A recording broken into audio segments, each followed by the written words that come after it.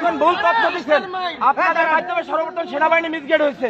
মানে ওই দিন পিলখানায় 57 জন সেনা অফিসার সেনাবাহিনী পিলখানায় হত্যাকাণ্ড ঘটনা, গুলজার আহমেদ বুলবুল, শাকিলের মতন লোকজন ওই দিন সেনাবাহিনীতে হত্যাকাণ্ড ঘটনা, বিডিআর পিলখানার হত্যাকাণ্ড ঘটনা।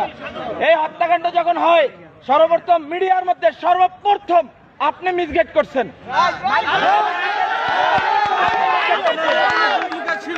এই দেশে 52,000 রয় সদস্য, এর ভিতরে আপনি একজন।